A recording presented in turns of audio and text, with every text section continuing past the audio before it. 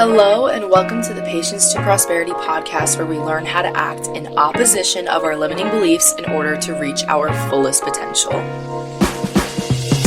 Hey guys, it's Lizzie, and if you are new here to the podcast, I welcome you with open arms.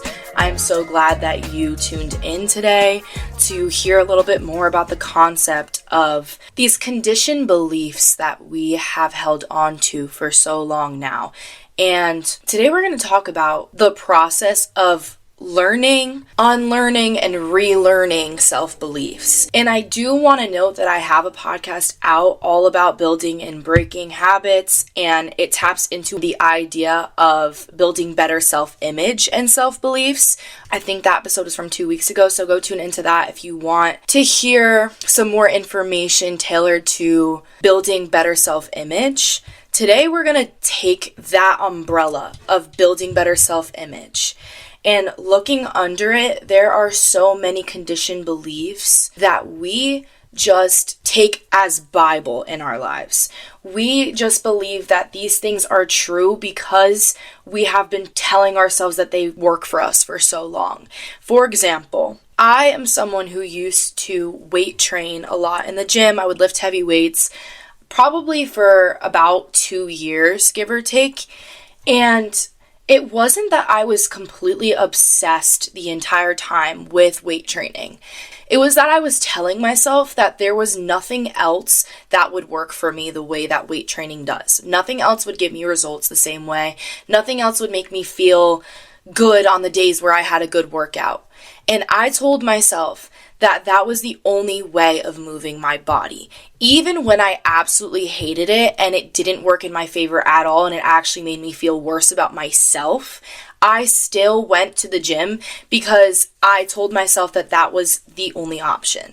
So that's just one example, and I know I use kind of the analogies of working out a lot to kind of put into perspective and explain further what I mean in some ways, but I do want to clarify that the reason why I do that is because a lot of my healing journey stemmed from working out. Like, I didn't really realize that there was a problem with the way that I was thinking, with how my brain was wired, and all of the things that I was telling myself and believing to be true. It all stemmed from a place of, not really being comfortable in my own skin, not really moving my body out of love, more so out of hate. And all of that for me personally stemmed from working out in some ways, or body image. And I know that a lot of people can relate to that. So that's why I use working out as an example sometimes. So I'm sorry if that gets annoying. I will try to make other examples. But for today, the whole reason why I thought of this concept and I wanted to sit on the mic and talk about it in depth with you was because I recently just stepped back into the gym, into weightlifting a little bit in my university recreation gym. And I realized that some of my old thoughts were trying to come back through when I was working out for the first time in this new environment. And I had to sit there for a moment and tell myself, wait a second, this is not who you are. These beliefs never actually served you in the first place. You just thought they did, so you took what you could at the time and you ran with it, and that's okay because you didn't know better at the time. But you do know better now. You do know better now. And I was thinking of this concept of tools on a tool belt. So when you think about tools on a tool belt, right? There's multiple sections for different tools, and some sections are specifically meant for a hammer. Some are specifically meant for a wrench. But also, when we don't use these tools, as any metal does, it gets rusty over time. And the rusty ones might need to be completely replaced, and sometimes even better tools can take their place. So, thinking of that in terms of conditioned beliefs, sometimes a conditioned belief is no longer going to serve us, and we actually have to completely replace it with one that does. But also, there could just be an instance where this tool just needs a little bit of polishing and then it's good to go. It doesn't need to be completely replaced. So in order to know the difference, you have to know if the tool is still functional before completely replacing it. You have to be able to recognize when something is working for you and when it's not. And usually it's very obvious, but in a lot of cases, we try to convince ourselves that it's working, even though it's doing more harm than good. And this is just because we always fall back on what's more familiar to us because it's more comfortable, because it is in our comfort zone and it's what we've been doing for so long. And stepping outside of our comfort zone is something that is uncomfortable. It's something that is unfamiliar. It's not something that we are going to gravitate towards. But like I always say, growth is only possible outside of your comfort zone. Because if you are always just doing the same thing over and over again, how do you expect yourself to grow? The way that you reach growth is sometimes by using that rusty tool and noticing that it's no longer getting the job done as efficiently as it could if you were to replace it with a nice new shiny one. Just noticing that difference is such a place of growth. And that is what I realized recently when I went to the gym. Those old learned beliefs were coming through and I was kind of beating myself up, being like, oh, I thought I grew from that. Like, I thought we were past that. And then I took myself back for a second. I was like, wait, no, you are past that, because you are recognizing that those thoughts are not serving you. That is growth, because old you would have took that and ran with it. If you told yourself that day, you feel ugly, you feel not confident, you feel like you don't know what you're doing, you would have taken that and completely believed it and let it transform your day into something that it didn't have to be. Transform your workout into something that was based off of shame. Whatever it may be, you would take those beliefs and run with it and go to the extent where you believe that you are ugly, you believe you're unworthy, you believe that you don't even deserve to take up space in the gym. And now I'm realizing, oh wait, I don't actually believe that. My old me is just coming through, because that's what happens when you immerse yourself in an environment that you were once in a different mindset in when you were in that environment. Because I took some time off in the gym and I healed a lot throughout that time. And, I was doing workouts just at home this summer, but I wasn't in that gym environment. So I didn't actually know what was going to go through my brain when I immersed myself back into that environment. And of course, my brain is going to run to what is most familiar in that environment, because all I knew was the version of myself a year ago. And she got through her workouts by telling herself all of these horrible things about herself. So obviously I was going to run to it again. But I realized that it's not serving me. So going back to the whole tool belt analogy, like I said, it's usually very obvious if something's not serving you. But in a lot of cases, we still stick with it because it's familiar. And using a rusty tool can actually backfire on you and sabotage yourself, or the project that you are using to create it, which is sabotaging yourself, like I said. Because if you are using old techniques to try to reach yourself towards a new goal, you are only making the process more strenuous, harder to attain, harder to sustain, and probably a lot longer and drawn out, which is never fun, because when we feel like something is taking so much more time, especially the second time around, it's so much easier for us to lose motivation and to completely give up before we even get there. So when we learn that something works for us, we often take that and run with it. This is why these beliefs become conditioned, and they become something that we fall back on and we believe to be true. Because when we think something, when we have a thought, we are so quick to just believe that that thought is true just because it came through in our heads. But that's not always the case. Your mind is always trying to keep you safe by running to what's most familiar, but that doesn't mean that it's always going to tell you what's best for you. It's really important to communicate. Sometimes when you're using that rusty tool for so long, you don't even think about the fact that it's rusty anymore. It's just a tool to you. So it's just an interesting concept that I thought about with the whole tool belt analogy. So take what you will with that. But moving on. Sometimes things only work for a season and are meant to be added to, replaced, or changed in some way over time. For example, going back to my weightlifting journey, since it was quote unquote working for me, I believed that there was nothing better for me.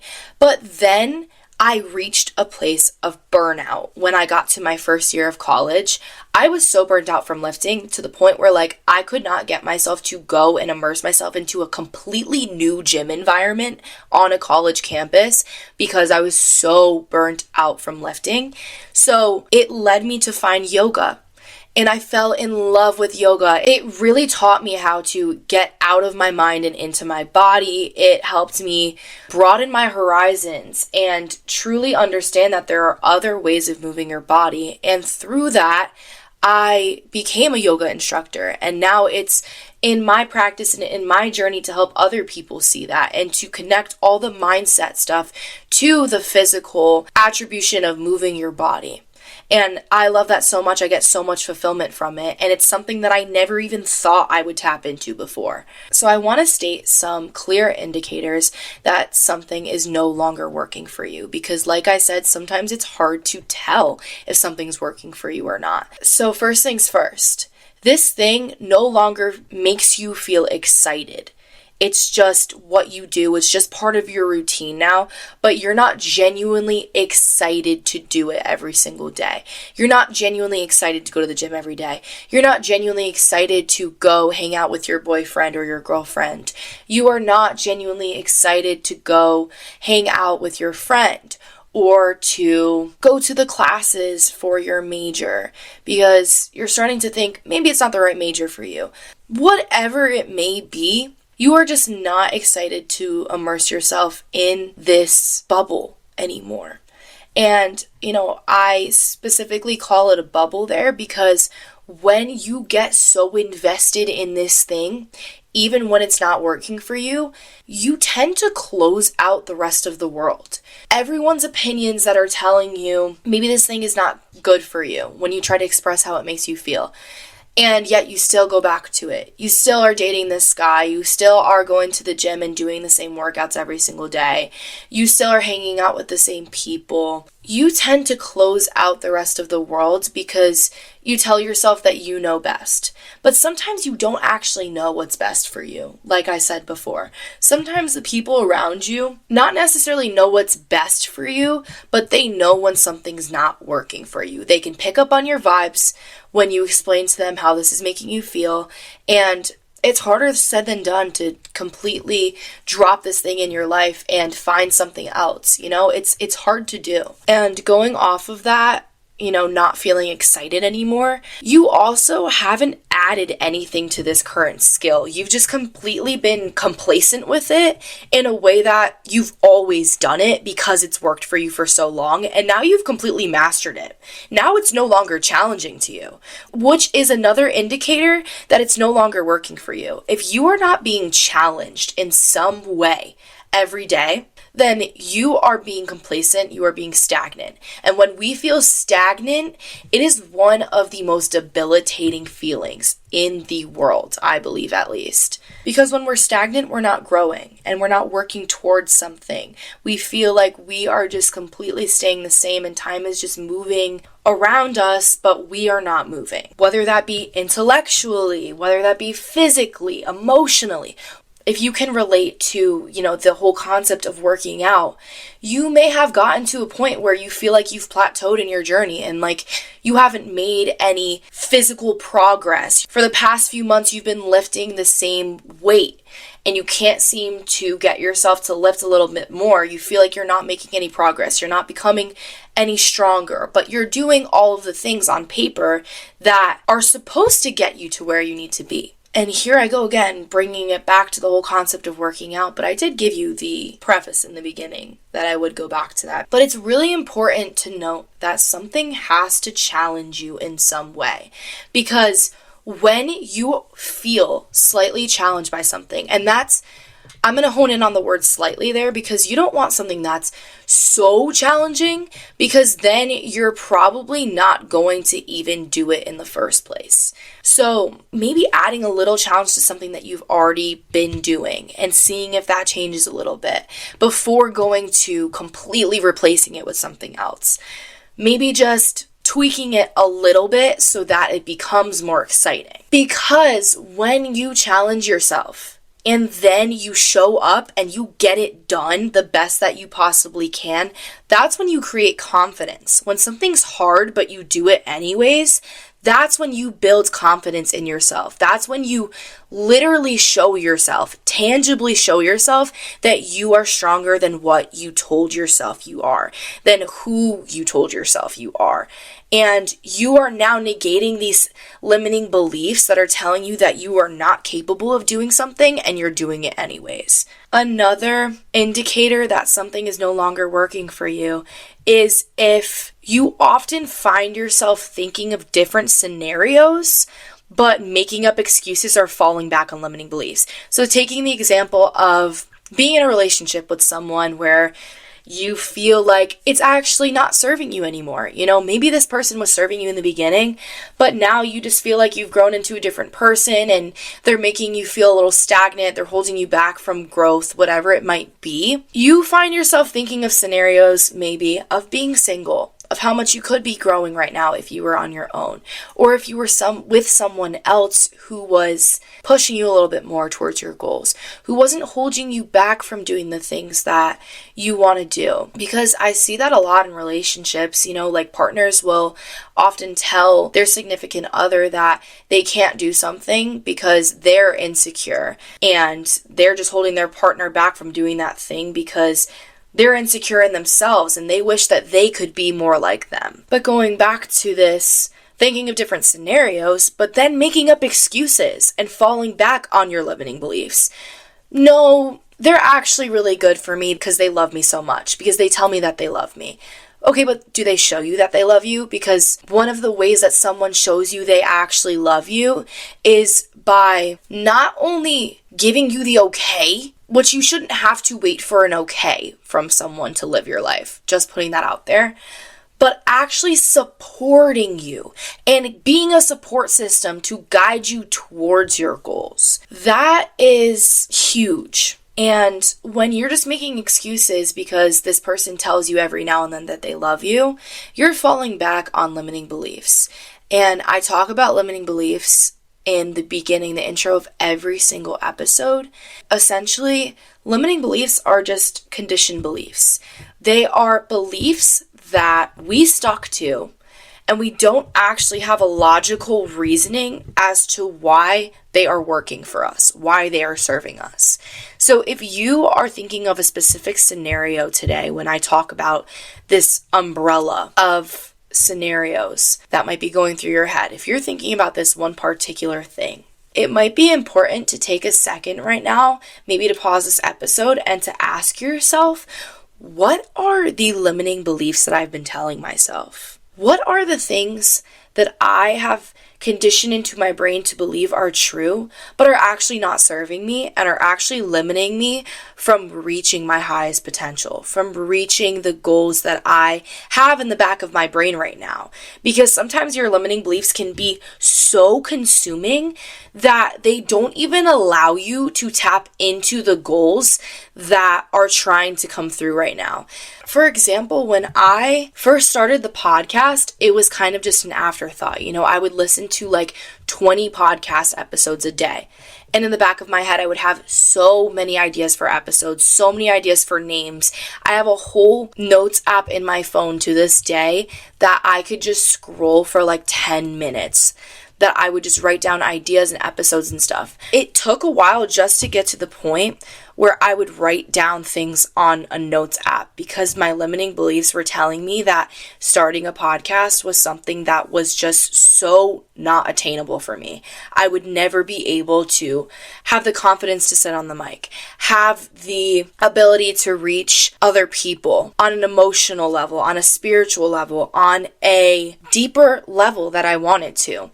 I told myself I would never be able to stick with it. I would never be able to get an episode out every single week and think of ideas every week and sit on the pod and record it and confidently get my message out in the way that I wanted to get it out, because I would fall back on the limiting belief that I can't actually voice my understandings, my opinions, my beliefs as clearly as I would like to. And sometimes I still do feel that way, because since I know the way that I work and I know myself so deeply, I would fall back on these limiting beliefs being like, no, I don't have what it takes. When in reality, I just had to shed that limiting belief and do it anyways. And I know things are so much easier said than done, but another indicator that something is no longer working for you, going off of that, is that you actually start to question yourself and your ability to sustain this thing. This is huge, because now if you continue to keep going with this thing, you're breaking yourself down in the process and you will inevitably reach burnout. Burnout is something that is never the goal. You are never supposed to go until you reach burnout. And I think in some ways, in some weird brain structure of ours, we believe that burnout is almost the goal. Like we haven't done enough until we've completely burned ourselves out and cannot physically or emotionally do anything else. We cannot bring ourselves to put any more energy into this thing. But this is not the goal, because now when we reach burnout, we're telling ourselves that this thing is not sustainable for us, which ultimately is going to make us drop it completely and not do it at all. So if you even slightly feel burnout coming, then it's already here. If you even slightly feel burnout in the distance creeping in, then it is already upon you. And that feels so eerie. That feels so like, I just want to shake that feeling so badly. And I want to go back to the part where I said that you are breaking yourself down in the process when you continue to do this thing that you already know is not sustaining you. You are literally breaking yourself down piece by piece. Every single time you show up and you do it day by day, you are breaking yourself down more and more and more. It's almost like we play this game with ourselves, like how much can we handle until we break? And that is just not sustainable. We have the ability to change, to reinvent ourselves, to rebirth ourselves as many times as we want. You are capable of reinventing yourself as many times as you want. We just stick with this social structure that what we were doing before is what we're supposed to be doing because it worked for some time. But you're changing. So of course, the things that you do are also going to change. And that's okay. But I think it's because when we are changing behaviors, we are also changing our identity. We are also changing who we thought we were, who we told ourselves we were, who we show up in the world to be. But at the same time, who you show up in the world to be and who you think you are is not the same person as who the person who walks past you on the street thinks you are. Because people judge you based on your facial expression when they walk past you, what you're wearing, what your style is, if you tend to accessorize or not, if you're walking with a group of people or if you're walking by yourself, if you're wearing headphones or if you're just silently looking at nature around you. People make assumptions based on characteristics and they put you into boxes, and that's just a whole social construction that is involved in sociology. And you cannot change the perception of yourself in someone else's eyes. It is not up to you what someone else thinks about you. You are not here to spend your entire life changing people's minds that you are someone else. Point blank, period. You are here to understand yourself, not to be understood.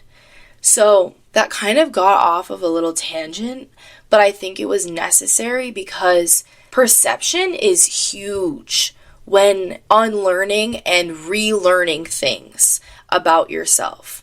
Your perception of yourself really dictates your capability to even reshape these learned beliefs and reinvent who you truly are. Because if you don't know who you are, how are you supposed to reinvent yourself into someone else? You need to first find out who you are, because by defining who you are, you're also explicitly differentiating who you are and who you're not.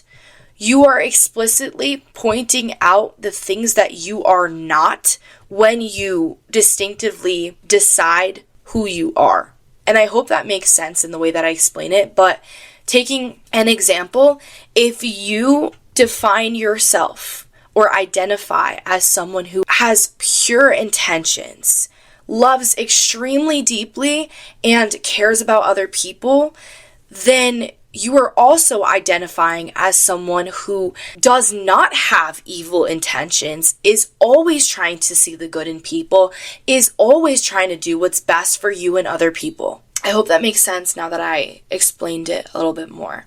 But before I close this episode out, the last thing I want to know, if you were to acknowledge that you need something new, as hard as it may be, because it's so out of your comfort zone to think of something new to do, to replace an old habit, and to completely kind of rewire your thinking and thinking of the outcome, being so complacent on what this new thing is going to bring to you is so exciting, and it brings you so much purpose. But in the beginning, it can feel so consuming. It can feel so heavy. It can feel like so much weight because it feels so far away. And we are so focused right now on the space between where we are and where we're going. We see all the space in between those two things, and that's all we're focused on, that it makes it so incredibly hard to just start, to just slowly go into this thing. Because I also want to note that if you are trying to replace old habits with new things, replacing that rusty tool for a nice new shiny one, you have to slowly implement things into your life. You have to move gently through life, gently through the process. When an old conditioned thought comes through that's no longer serving you, acknowledge that it came through. And then you tell yourself, okay, well, that's not what I'm trying to believe anymore. I know that that's not really serving me anymore. So instead, I'm going to replace it with this new belief that I want to believe. So it's acknowledging that it came through, then replacing it with something that is going to serve us better in the long run. But like I said, slowly implementing change into your life, not completely going cold turkey and trying to cut everything out of our life and then create a completely different lifestyle for us, because that's going to feel so uncomfortable and so unsustainable, and we're inevitably not going to stick with it. So slowly implementing things into your life that are slightly out of our comfort zone, slightly challenging, because then every single day we are showing up and we're proving to ourselves that we're stronger than what we believe, rather than giving ourselves such a big task and not breaking it down into smaller things. Then every day feels so incredibly draining and challenging and unsustainable that we don't feel fulfillment from getting things done. We feel drained. We feel burnt out. We feel weak. That's not fun. So slowly challenge yourself every single day. And that looks different for everyone based on your situation. The more that you step out of your comfort zone, then you open more and more doors for endless possibilities that you didn't even let yourself see before. You had your eyes completely closed, or you were just looking through rose-colored glasses, trying to convince yourself that this thing is working for you, when in reality it's not. So just taking those rose-colored glasses off, seeing things for how they truly are, and knowing that you are not only capable and worthy, but so incredibly strong and set out to be able to accomplish even your biggest dreams and aspirations. But just taking it one step at a time, being gentle with yourself, not being too hard on yourself. That's all I have for you guys today. I really enjoyed that episode. It was something that I think is very clear when I talk today that it was something that I'm holding very close to my heart right now, and I have been going through recently in my life, as I explained it to you guys with the gym. So it really came from my heart, and I hope that that was able to translate through today's episode. I hope that, you learned something new, and if you did, please shoot me a DM and let me know what it is you found so compelling, so fascinating about today's episode, if you did at all. And I hope that you would come back if you did. I want to note that in the show notes of every episode, I have all of my social plugs, and I also have journal prompts that I come up with myself based on the topics of the episode. And I really try to tailor them to the specific things I want you guys to hone in on when I create these episodes. So it's almost like a little mindset workshop that can really help you when, sitting on a podcast that's 40 minutes to an hour long about such a broad concept, such a deep concept that's making you think so much. The reason why I implement these journal prompts in the show notes is to make it a little bit more tangible for you, to make you understand that part of the process is just breaking it down in your own mind, in your own thoughts, and writing things down, seeing if anything comes up when we write these things down. Because your most vulnerable thoughts come out when you open up your journal and you let yourself just freely write without any judgment. So that's all I have for you guys today. I'm going to leave you with that. Go check out those journal prompts in the show notes, and you can find me at Patience to Prosperity on Instagram and TikTok. And I'm also going to start posting some clips on YouTube, so look out for that. But without further ado, I hope you guys have such a good rest of your day. Thank you so much for tuning in. I post episodes every single Monday, so tune into next week's episode. We are still in the season of the mountains, season 3, and I'm absolutely loving this season. Shoot me a DM if there's any concepts you would like me to cover, anything that you're struggling with in the moment, whatever it may be. Shoot me a DM, and yeah, you guys are just the absolute best. Thank you so much for listening. And always remember, come as you are and leave a little more healed.